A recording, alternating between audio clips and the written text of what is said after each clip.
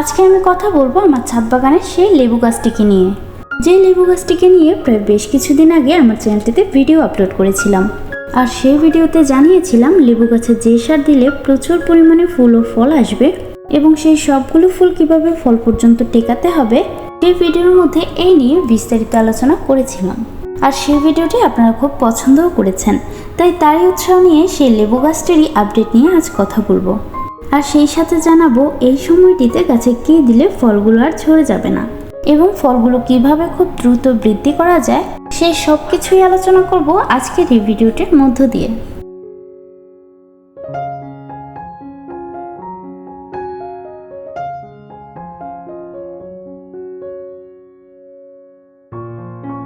Hello everyone, আসসালামু আলাইকুম, welcome back to my channel deer with Rumi YouTube চ্যানেলটিতে আবারও আরেকটি নতুন ভিডিও দেখার জন্য সবাইকে স্বাগত জানাচ্ছি। তবে যারা শুরু থেকে এখনো পর্যন্ত আমার চ্যানেলটির সাথে যুক্ত আছেন তাদেরকে আমার পক্ষ থেকে অসংখ্য ধন্যবাদ জানাচ্ছি। আর যারা আমার চ্যানেলটিতে প্রথম এসেছেন তারা অবশ্যই আমার চ্যানেলটিকে সাবস্ক্রাইব করে আমার সাথে যুক্ত হয়ে যাবেন। তো চলুন আর কথা না বাড়িয়ে আপনাদেরকে সাথে নিয়ে আজকের ভিডিওটি স্টার্ট করছি। শুরুতে আমার এই লেবু গাছটির মধ্যে আপনারা অনেকগুলো লেবুই দেখতে পেয়েছেন। সত্যি বলতে আমার এই লেবু গাছটির মধ্যে এবারে এত বেশি লেবু ধরেছে, তার আগে কিন্তু গাছটিতে দু একটির বেশি লেবু ধরতই না। আর মাশাআল্লাহ এখন তো গাছটির মধ্যে এত বেশি লেবু ধরছে যে লেবুর ভারে গাছটির ডালগুলোও নুয়ে পড়েছে। আর এটি একমাত্র সম্ভব হয়েছে গাছটির মধ্যে প্রয়োজনীয় পরিচর্যা নেওয়ার ফলে। আর সেই পরিচর্যাগুলো আমি কিভাবে নিয়েছি সেটি আমার আগের ভিডিওতে দেখিয়েছিলাম। আর এখন এই পর্যায়ে লেবুগুলোর সাইজ যেহেতু কিছুটা বড় হয়ে গিয়েছে, এখন সময় এসেছে গাছটির মধ্যে নতুন কিছু পরিচর্যা নেওয়ার। আমি যেহেতু স্টেপ বাই স্টেপ সব পরিচর্যাগুলোই আপনাদের সাথে শেয়ার করি, তাই ভাবলাম এখন এই পর্যায়ে যে পরিচর্যাগুলো নিব সেটিও আপনাদের সাথে শেয়ার করব।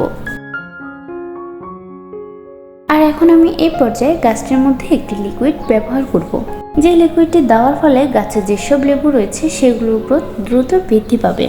আর অনেক সময় দেখা যায় লেবু কিছুটা বড় হওয়ার সাথে সাথে এগুলো কিন্তু এক পর্যায়ে ঝরে পড়েও যায়। তো এই লেবুগুলো যাতে ঝরে না পড়ে যায় সেজন্যই আমার আজকের এই লিকুইডটি ব্যবহার করব। এবং তার সাথে সাথে এই ফলগুলোর বৃদ্ধি দ্রুত হওয়ার জন্য একটি স্প্রে ব্যবহার করব। তবে তার আগে লিকুইডটি গাছের গোড়ায় দিয়ে দিব। আর এই লিকুইডটি আমি যেভাবে বানিয়েছি চলুন সেই সম্পূর্ণ প্রসেসিংটি দেখে নেওয়া যাক।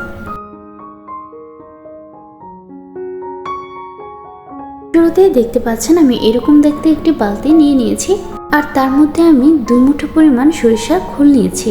আর এখানে কতটা পরিমাণ সরিষার খোল নেবেন সেটি আসলে ডিপেন্ড করে আপনাদের উপর, কেননা আমি এখন যে লিকুইডটি বানাবো সেটি লেবু গাছ ছাড়াও আমার বাগানের অন্য যেসব গাছের এই লিকুইডটি প্রয়োজন হবে সেই গাছগুলিতেও এই লিকুইডটি দিব। তাই লেবু গাছে দেওয়ার পর যেসব লিকুইডটি বেঁচে যাবে সেগুলো আমি অন্য গাছের গোড়ায় ব্যবহার করব। আর আপনাদের পরিমাণটি তখনই সঠিক হবে যখন কিনা সম্পূর্ণ লিকুইডের প্রসেসিং কমপ্লিট হয়ে যাবে, তখন এটি একটি নির্দিষ্ট পরিমাণে দিতে পারবেন। আর এখন আমি এই পর্যায়ে সরিষার খোলগুলোকে পানি দিয়ে ভিজিয়ে রাখবো। আর তার জন্য আমি সাধারণ পানি দিয়ে বালতিটিকে পূর্ণ করে নিব। আর তারপরে বালতিটিকে একটি ঢাকনার সাহায্যে ঢেকে দিব আর ওয়েট করতে হবে 7 দিন।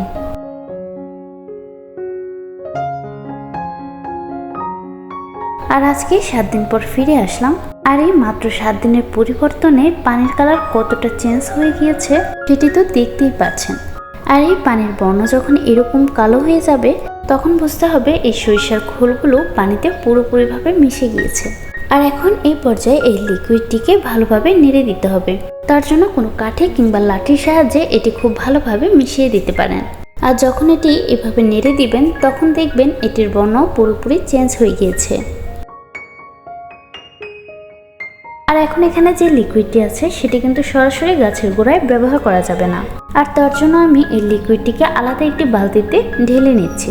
আর এখানে যতটুকু পরিমাণ লিকুইড ছিল ঠিক ততটুকু পরিমাণই ডাবল করে পানি যোগ করব। অর্থাৎ এই লিকুইডটি যতটুকু পরিমাণের হয়েছিল ঠিক ততটুকু পরিমাণে 2 বালতি পানি যোগ করে দিব। আর এখানে 2 বালতি পরিমাণ পানি যোগ করা হয়ে গেলে সেগুলো একটি মগের সাহায্যে খুব ভালোভাবে মিশিয়ে নিব। আর এখন আমার এই লিকুইডটি বানানোর প্রসেসিংটি কমপ্লিট হয়ে গিয়েছে। আর এখন আমি এই লিকুইডটি লেবু গাছের গোড়ায় ব্যবহার করছি। আর এটি গাছে দেওয়ার ফলে গাছ দ্রুত বৃদ্ধি পাবে। তবে লক্ষ্য রাখতে হবে এটি যেন খুব বেশি পরিমাণে দেওয়া না হয়। আপনাদের গাছ এবং টবটি যদি আমার গাছের মতো হয় তাহলে সেক্ষেত্রে আমার মতো পরিমাণটি ব্যবহার করতে পারেন। আর আপনাদের গাছ কিংবা টবটি যদি আমার গাছ থেকে ছোট বড় হয়ে যায় তাহলে সেক্ষেত্রে পরিমাণটা আন্দাজ করে কম বেশি হতে পারে।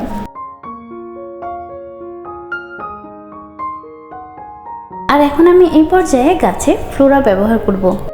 আর এই ফ্লোরাটি অনেকটা এরকম দেখতে, আর এটি গাছের ব্যবহারে আমি অনেক বেশি উপকার পেয়েছি, যেটি আমি প্রায় সব ভিডিওতেই বলে থাকি।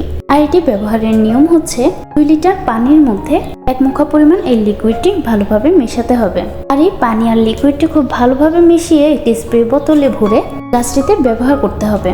আর এটি ভালোভাবে লক্ষ্য করলে দেখতে পাবেন এই ফ্লোরা বোতলটির গায়ে লেখা আছে উদ্ভিদের শক্তি বৃদ্ধি, ফুলের সংখ্যা বৃদ্ধি করে এবং তার সাথে সাথে কিন্তু ফল ঝরাও বন্ধ করে।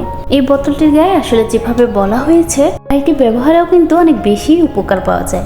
আর এটি আমি এত পরিমাণে ব্যবহার করি যে এটি প্রায় শেষ পর্যায়ে চলে এসেছে। আর এখন আমি এই বোতলটির মধ্যে এই ফ্লোরাটি প্রসেসিং করে ঢেলে নিয়েছি। আর এই ফ্লোরাটি এখন আমি সমস্ত গাছে স্প্রে করে দিব।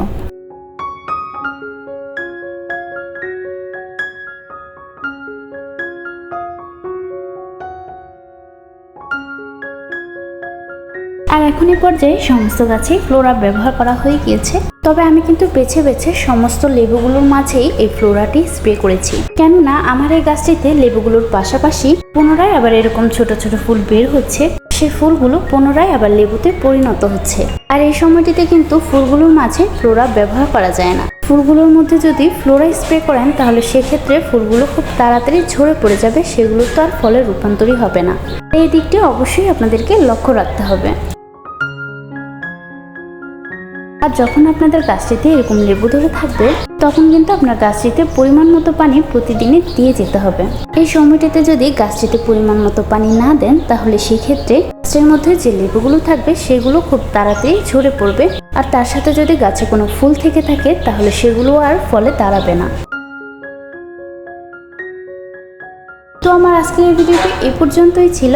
আশা করছি আমার ভিডিওটা আপনাদের সকলেরই অনেক বেশি ভালো লেগেছে। আর আপনাদের যদি কারো কোনো মূল্যবান মন্তব্য থেকে থাকে তাহলে অবশ্যই সেটি কমেন্ট বক্সে লিখে জানাবেন। অন্যদিন আরো ভিন্ন কোনো ভিডিও দেখার আমন্ত্রণ জানিয়ে আজকের ভিডিওটি এখানেই শেষ করছি। আপনারা সবাই ভালো থাকবেন, সুস্থ থাকবেন। আল্লাহ হাফেজ।